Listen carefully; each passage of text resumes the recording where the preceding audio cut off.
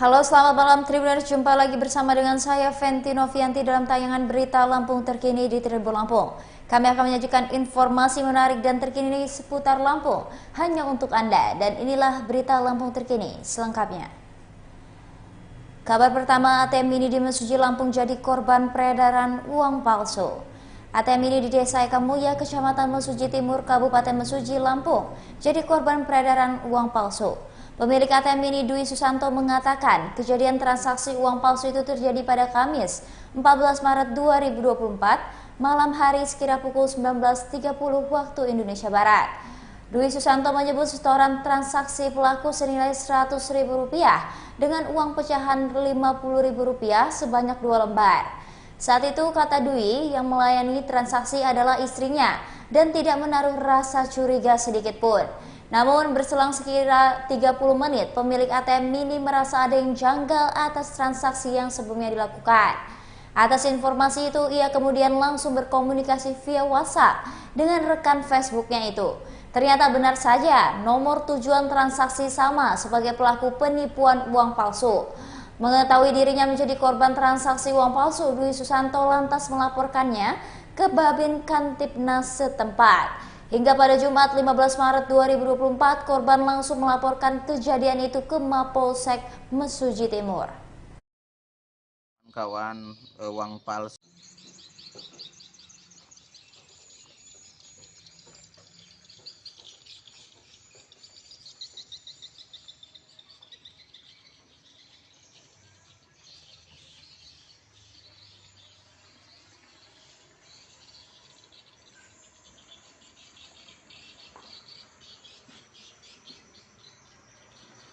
Ya, ini kemarin kejadian orang transaksi dana pakai uang palsu di Desa Ekamulya, Kecamatan Mesuji Timur, Kabupaten Mesuji. Jadi ini ATM-nya punyanya itu bernama Bapak Dwi Susanto, asli warga Desa Ekamulya.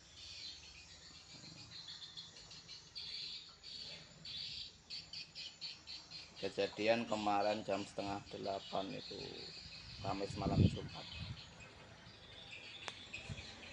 Oke, terima kasih. Ya, jadi ini kawan-kawan uang palsu yang kemarin transaksi di tempat saya itu. Jadi ada orang top up dana ke tempat saya, ke counter saya. 100.000 top up dana itu, kemudian dia ngasih pecahan 50.000 dua. Waktu transaksi itu nggak ngeh, kami itu nggak ngeh kalau itu uang palsu itu. Ya kayak biasa aja gitu kan, langsung dia transfer, diterima uangnya, orangnya pergi, udah gitu aja. Nah jadi kayak gini nih bentuknya teman-teman nih uang palsunya. Ini yang asli udah saya serahkan ke Polsek Mesuji Timur ya, udah saya adukan ke sana. Nanti pihak kepolisian pastinya yang akan mengusut kasus ini. Kayaknya ini kejadiannya bukan hanya tempat saya teman-teman, jadi kejadiannya juga ada di desa lain juga, modusnya sama, top up dana juga. Ini ciri-cirinya nih, ini guntingannya kayak kurang rapi di pinggir sini nih teman-teman. Warnanya itu warnanya birunya itu biru mencolok banget gitu. Kemudian ini kalau di Terawang itu nggak begitu kelihatan. Harusnya kan di sini nih kalau di Terawang ada gambar orangnya, ini nggak begitu kelihatan. Ya, kemudian kita ke sini. Nah, yang di sini ini ada tulisan BI nih di sini nih. BI ini kayak hanya staples kayak stempel gitu, plek gitu. Nah, kemudian di sini ini ada pitanya. Ini pitanya kayak cuma diselip-selipin gitu loh, teman-teman. Ini kayak print-printan gitu. Jadi kami tahu ini uang palsu itu setelah transaksi dari kami. Itu 30 menit kemudian itu kami itu buka Facebook, ternyata di desa SP6B Muara Tenang itu ada yang posting. Kemudian setelah saya lihat postingannya itu, saya lihat nomor Beralih ke kabar selanjutnya, Tribuners petani di Lampung Tengah keluhkan harga gabah anjlok di musim panen. Petani padi di Lampung Tengah mengeluhkan harga gabah anjlok saat musim panen. Harga gabah saat ini dihargai Rp6.100 per kilogram di wilayah Lampung Tengah. Seperti yang dikatakan oleh Udin, petani asal Kecamatan Seputi Agung, Lampung Tengah, yang saat ini sudah memanen padi miliknya. Udin menyebutkan pada musim sebelumnya harga gabah bisa tembus Rp7.500 per kilogram. Namun lanjutnya saat ini paling banter harga jual gabah di Rp6.200 per kilogram. Udin meneruskan, dengan harga jual seperti itu, penghasilan petani tidak mendapat keuntungan, bahkan ada yang rugi. Menurutnya faktor utama penyebabnya adalah pupuk. Udin dan petani lainnya saat ini berkutat dengan biaya produksi mereka. Dia berharap urusan petani bisa dipermudah agar mereka bisa produksi padi dan beras secara berkala. Kemudian segala permasalahan yang ada, mereka harap bisa ada jalan keluarnya.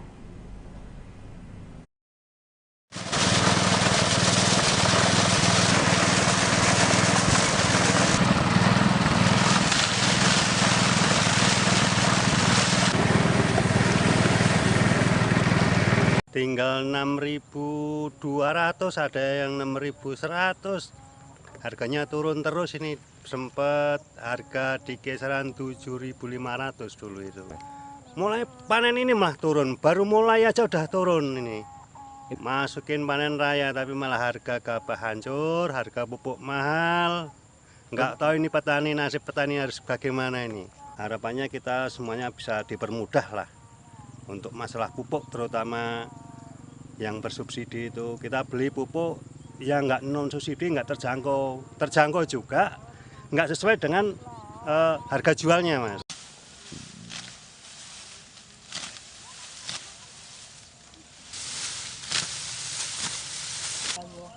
Tuku 15. Pabrik itu 1.000. Panen loh.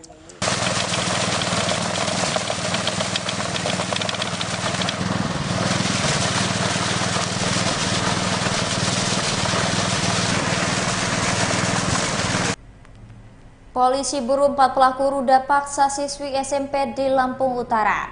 Polres Lampung Utara terus melakukan pemeriksaan terhadap 10 pelaku yang diduga melakukan tindakan asusila terhadap siswi SMP warga Lampung Utara. Kabid Humas Polda Lampung Kombes Pol Umi Fadila Astuti mengatakan, Satreskrim Polres Lampung Utara terus melakukan pemeriksaan kepada para pelaku. Para pelaku yang ditangkap tersebut dengan lokasi penangkapan yang berbeda-beda. Dengan 3 lokasi yang berbeda-beda, yakni ada yang ditangkap di Kota Palembang, Provinsi Sumatera Selatan. Sementara sisanya ada yang ditangkap di Kecamatan Bukit Kemuning. Polisi juga menangkap para penjahat kelamin itu dengan waktu yang berbeda-beda. Pihaknya mengimbau untuk keempat pelaku tersebut yang belum ketangkap untuk menyerahkan diri. Kemudian juga pihak keluarga yang tahu keberadaan dari keempat orang tersebut juga harus memberitahu polisi.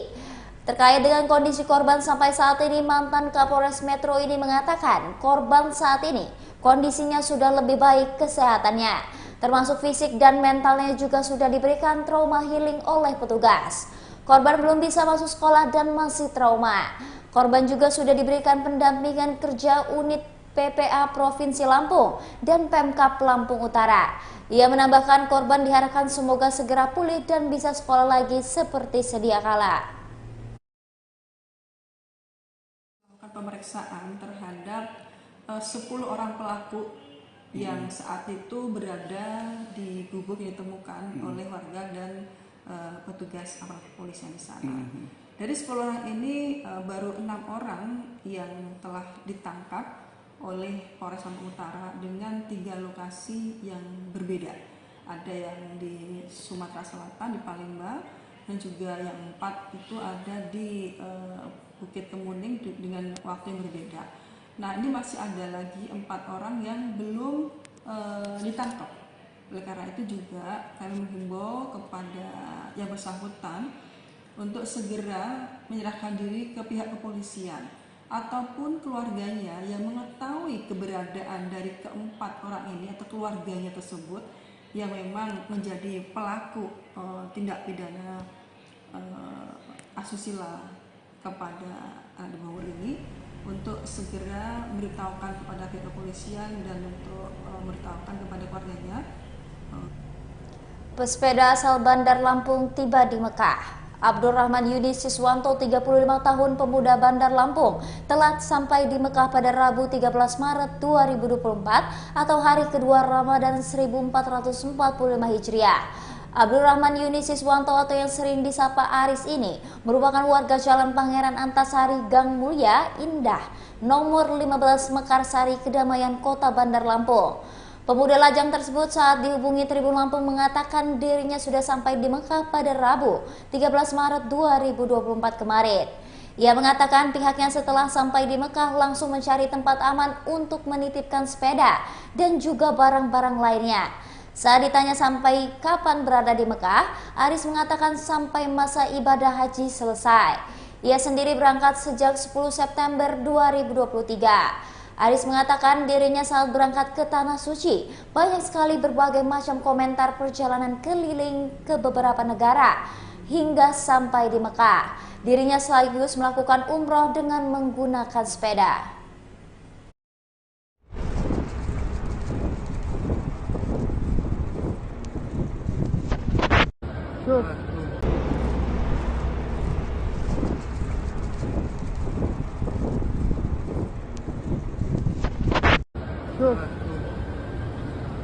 Thank you.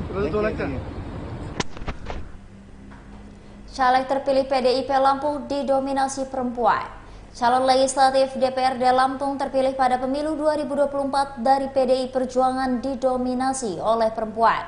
Berdasarkan pleno rekapitulasi perhitungan suara KPU Lampung, secara berjenjang PDI Perjuangan diprediksi meraih 13 kursi DPRD Lampung.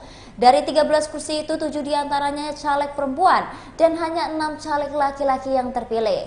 Ketua DPC PDI Perjuangan Mesuji Budi Condrowati mengatakan caleg perempuan PDI Perjuangan Lampung semuanya merupakan petarung. Jadi tak heran kata dia jika kursi DPRD Lampung dari PDI Perjuangan didominasi oleh sosok perempuan. Anggota DPRD Lampung itu mengatakan posisi ketua partai tingkat kabupaten atau kota di Lampung di PDI Perjuangan diisi dengan 3 perempuan. Disinggung terkait kondisi yang dirasakan saat menjadi peserta di pemilu 2024, Condrowati mengatakan sangat jauh berbeda dengan pemilu 2019. Condro mengaku miris melihat fenomena pemilu 2024, di mana masyarakat tidak peduli siapa wakil rakyat yang bisa memperjuangkan aspirasinya. Menurutnya, mayoritas masyarakat mencoblos berdasarkan siapa yang memberi uang.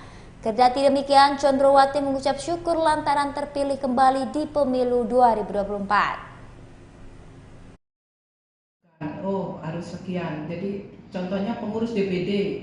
DPD itu perempuannya ya sesuai dengan 30%. Ada berapa orang perempuan di DPD, pengurus provinsi. Untuk di PDI Perjuangan, untuk ketua partai dari 15 kabupaten kota, ketua partai ada 3. 1 di Metro, Mbak Ana. Tulang Bawang, Ibu Winanti. Mesuji, saya sendiri, kan perempuan.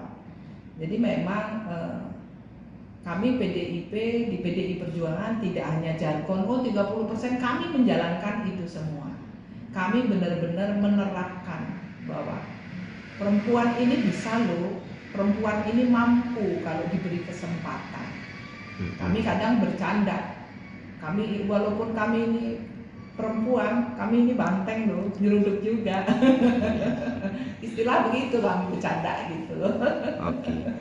Nah kita tahu juga kan Bu, sudah mengikuti kontestasi pemilu dari sebelumnya. Apa sih Bu yang membedakan pemilu 2019 dan pemilu 2024? Seperti apa ini Bu? Oh, yang membedakan iya. Pemilu 2019 2024. Ini kalau diceritakan mungkin nggak cukup 1 hari 1 malam, karena bedanya panjang benar. Jadi terus terang untuk pemilu kali ini saya sebagai kader partai saya juga miris juga dengan keadaan demokrasi kita. Tetapi pemilu 2020 Kekuatan anak muda Golkar di pemilu 2024 siap mendukung kader terbaik maju pilkada. sebagai caleg Golkar dengan perolehan suara terbanyak di pemilu legislatif Dapil 4 Kota Bandar Lampung. Rama Apriditya Ali siap maju pilkada. Itu jika Rama ditugaskan Partai Golkar untuk terjun ke Pilkada Kota Bandar Lampung.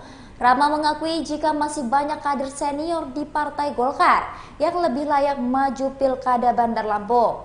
Namun jika perintah Partai Golkar jatuh kepada dirinya, Rama mengaku siap. Caleg muda Golkar Bandar Lampung Rama Apriditya Ali meraih suara signifikan pada pemilu 2024. Berdasarkan rekapitulasi perhitungan suara KPU Bandar Lampung, Rama meraih suara tertinggi dari Dapil 4 Bandar Lampung sebanyak 6.463 suara. Dapil 4 meliputi wilayah Wai Halim, Labuhan Ratu, dan juga Kadaton. Menariknya, Rama juga berhasil menumbangkan petahana sekaligus sekretaris DPD 2 Partai Golkar, Ali Wardana. Selisih perolehan suara keduanya bahkan mencapai 2.000 lebih. Terkait alasannya maju sebagai caleg, Rama mengaku memiliki komitmen untuk membantu masyarakat, terlebih di tanah kelahirannya. Sebagai caleg Golkar peraih suara terbanyak, tidak menutup kemungkinan bahwa Rama dipinang untuk ikut Pilkada Bandar Lampung. Mungkin hanya say hello sekarang, mungkin akrab. Bukan berarti karena ada mau. Yang saya tanamkan dari awal, kita berjalan ini, niat ini memang kita lurus, kita memang benar-benar mau berjuang untuk kepentingan masyarakat banyak. Jadi alhamdulillah mungkin Allah juga kasih jalan, kasih kesempatan, dan dibukakan jalannya. Nah, makanya kembali lagi saya berangkat dari awal, kita berjalannya happy-happy aja. Dari happy-happy itu kita silaturahmi kan, seperti yang dulu mungkin kita pernah ngobrol. Di dalam silaturahmi itu ada kebaikan. Nah, apa kebaikannya? Nah mungkin ini sekarang.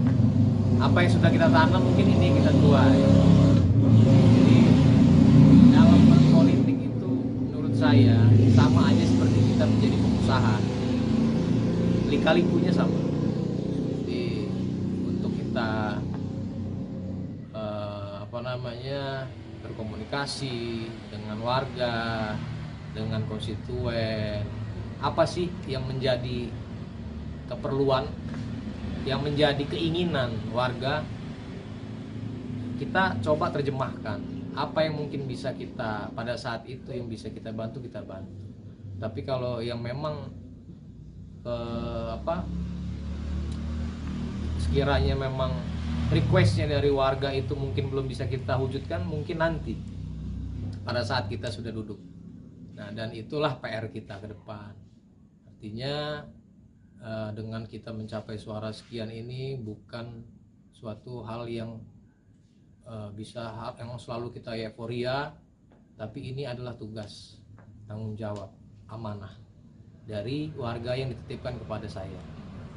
Jadi insya Allah mudah-mudahan dengan motivasi suara yang tinggi ini kita bekerja mungkin untuk masyarakat itu bisa lebih giat, bisa lebih semangat, karena memang harapan itu selalu ada. Jadi warga itu selalu ada menitipkan harapannya, menitipkan asanya kepada kita. Memang akan sulit apabila kita tidak semangat.